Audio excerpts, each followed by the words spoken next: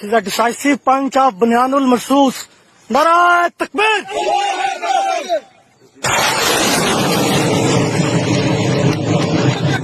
Allahu Akbar! ایسے شروع کروں کہ جب سے پاکستان بنا ہے مشکلات کا شکار ہے۔ 1948 کے اندر ہم نے پانی کی جنگ لڑی، پہلی جنگ۔ پاکستان کبھی بھی ویسٹرن کنٹریز اور ہمارے دشمنوں کی نظر میں ہمیشہ ایک کھٹکتا رہا، ایک کانٹا،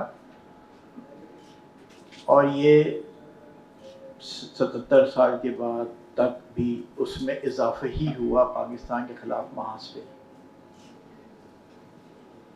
ہمیں پولیٹیکل لیڈرشپ اور ڈاکٹر قدیر خان اور ان کے ساتھ جتنے لوگ کام کر رہے تھے ان کا شکر گزار ہونا چاہیے، جنہوں نے اس کو انویسیج کیا اور ایک ڈیٹرن کے طور پہ ایک بم بنا لیا۔ حالانکہ یہ بم ہم اگر پاکستانی کے طور پہ دیکھیں تو ہمارے لیے ایک ضمانت ہے، لیکن دوسرے لوگوں کی نظر کے اندر یہ بڑا کھٹکتا ہے، جس کی وجہ سے پاکستان کو گائے بگائے پریشانی کا سامنا کرنا پڑتا ہے۔ وہ ہم کر رہے ہیں الحمدللہ، لیکن یہ ایک ضمانت ہے کہ یہ پاکستان کے لیے بڑا ضروری تھا۔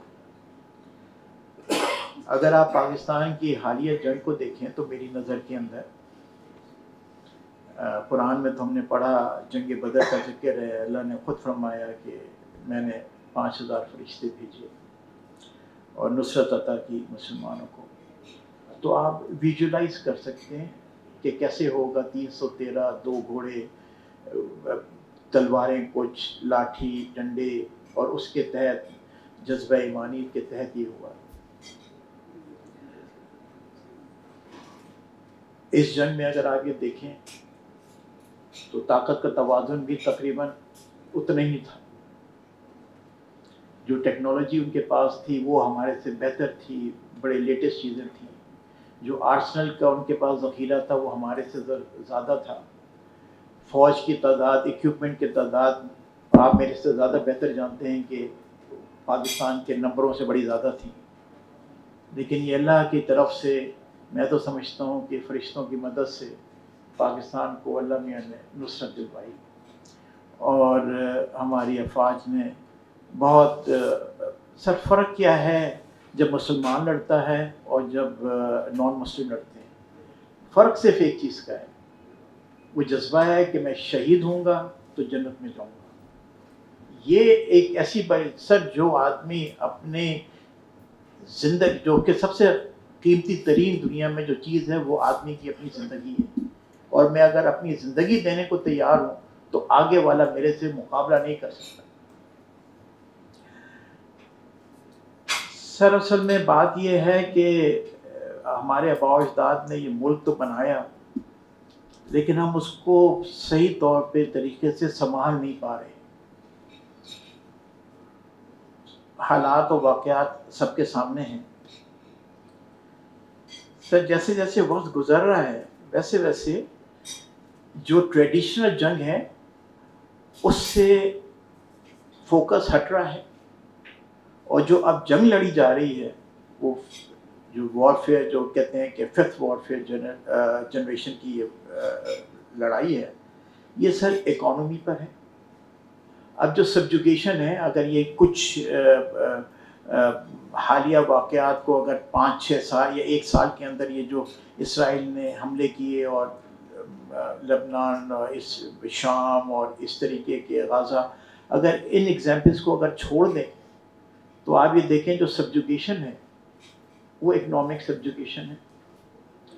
میڈیا مائنڈ بناتا ہے، اور پولیٹیکل مینیورنگ یعنی فارن پالیسی، یہ سب وہ ڈٹرمننٹس ہیں جس سے آج کل کے ملک جو ہے نا وہ بن رہے ہیں اور ٹوٹ رہے ہیں۔ ضروری نہیں ہے کہ soldiers should put their feet on the soil of that country۔ آج ہم IMF کے قرضے میں ہیں، ورلڈ بینک کے قبضے میں ہیں،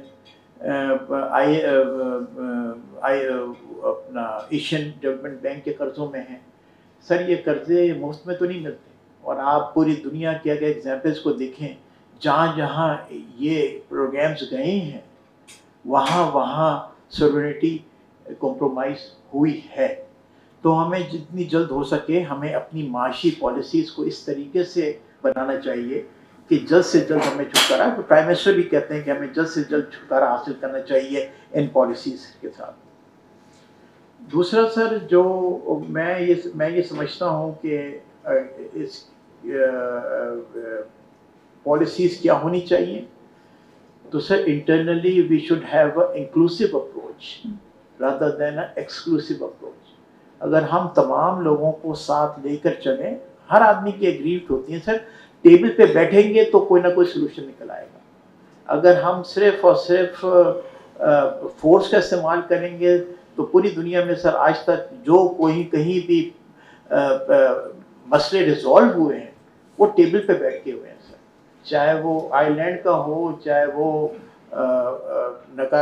گوا کا ہو, جہاں جہاں پہ بھی ہوئے ہیں سر وہ ٹیبل پہ بیٹھ کے ہوئے ہیں, ڈسپائٹ دا فیکٹ کہ کوشش پہلے کی گئی 10 سال 20 سال 30 سال کہ کانفلکٹ سے ختم ہو جائے. افغانستان کا مسئلہ, ویتنام کا مسئلہ, سر جنگ سے کچھ نہ ہو سکا. جنگ چلی ضرور لیکن بات الٹیمیٹلی ٹیبل پر آ کے ختم ہوئی. دوسری بات یہ کہ سر جس طرح معزز ممبران نے بھی کہا کہ ہم خود ہی اپنے دشمن ہیں, ہمیں کسی اور باہر کے لوگوں کی ضرورت نہیں ہے. سر جاپان کے اندر اور ترقی یافتہ ملکوں کے اندر وہاں پہ باقاعدہ چھوٹی کلاسز سے بچوں کے اخلاقیات کا پیریڈ ہوتا ہے, ان کو سمجھایا جاتا ہے کہ اخلاقیات ہوتی کیا چیز ہے. تو سر اس میں ضروری یہ ہے کہ ہمیں اس سے پہلے کہ کوئی ہمیں بتائے, ہمیں سر اپنی ایجوکیشن کے اوپر زور دینا چاہیے, ہمیں اپنی ہیلتھ کے اوپر زور دینا چاہیے. یہ دونوں چیزیں کنٹریبیوٹ کرتی ہیں اکانومی کو اسٹرینتھن کرنے کے لیے. آپ کی اکانومی اسٹرینتھن ہوگی تو اپنا ملک آپ کا اپنے آپ ہی اسٹرینتھن ہو جائے گا. اور سر اللہ انشاءاللہ جب تک دنیا قائم ہے پاکستان کا نام انشاءاللہ زندہ رہے گا. اینڈ وی وش کہ ہم بھی اپنی لائف ٹائم کے اندر پاکستان کو اس سے زیادہ پنپتا ہوا دیکھ سکیں. شکریہ.